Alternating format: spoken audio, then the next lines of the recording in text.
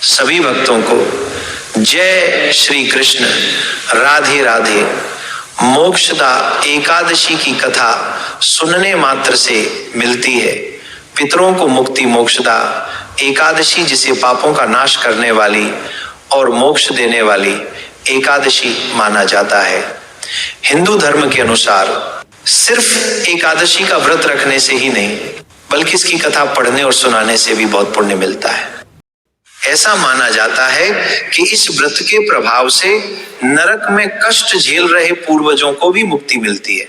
माना जाता है कि यह एकादशी खास तौर पर पितरों को मोक्ष दिलाने वाली होती है। मोक्षदा एकादशी व्रत रखने से पिछले जन्मों के पापों से मुक्ति मिलती है और आध्यात्मिक तरक्की होती है। कथा सुनना, हरि का नाम लेना और दान देना बहुत शुभ माना जाता है। धर्मराज युधिष्ठिर कहने लगे कि हे भगवान, मैंने मार्गशीर्ष कृष्ण एकादशी अर्थात उत्पन्ना एकादशी का सविस्तार वर्णन सुना। अब आप कृपा करके मुझे मार्गशीर्ष माह के शुक्ल पक्ष की एकादशी के विषय में भी बतलाइए। इस एकादशी का क्या नाम है तथा इसके व्रत का क्या विधान है, इसकी विधि क्या है, इसका व्रत करने से किस फल की प्राप्ति होती है, कृपया ये सब विधान पूर्वक कहिए। भगवान श्री कृष्ण बोले, मार्गशीर्ष माह के शुक्ल पक्ष में आने वाली इस एकादशी को मोक्षदा एकादशी कहा जाता है। यह व्रत मोक्ष देने वाला तथा चिंतामणि के समान सब कामनाएं पूर्ण करने वाला है जिससे आप अपने पूर्वजों के दुखों को खत्म कर सकते हैं। इसका महात्म्य मैं तुमसे कहता हूं, ध्यान पूर्वक सुनो। गोकुल नाम के नगर में वैखानस नामक राजा राज्य करता था। उसके राज्य में चारों वेदों के ज्ञाता ब्राह्मण रहते थे। वह राजा अपनी प्रजा का पुत्रवत पालन करता था। एक बार रात्रि में राजा ने एक स्वप्न देखा कि उसके पिता नरक में हैं। उसे बड़ा आश्चर्य हुआ।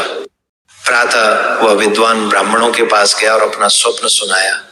कहा, मैंने अपने पिता को नरक में कष्ट उठाते देखा है।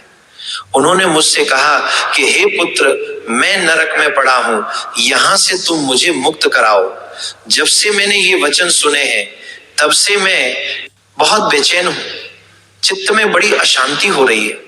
मुझे इस राज्य, धन, पुत्र, स्त्री, हाथी, घोड़े आदि में कुछ भी सुख प्रतीत नहीं होता।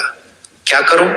राजा ने कहा, हे ब्राह्मण देवताओं, इस दुहक के कारण मेरा सारा शरीर जल रहा है।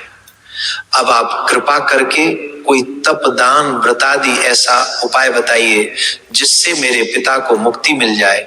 उस पुत्र का जीवन व्यर्थ है जो अपने माता पिता का उद्धार न कर सके।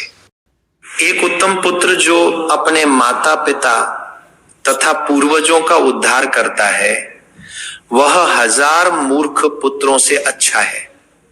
जैसे एक चंद्रमा सारे जगत में प्रकाश कर देता है, परंतु हजारों तारे नहीं कर सकते।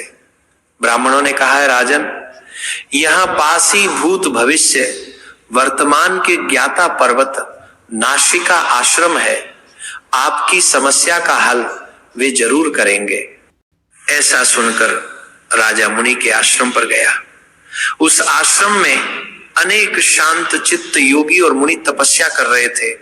उसी जगह पर्वत मुनि बैठे थे। राजा ने मुनि को साष्टांग दंडवत किया।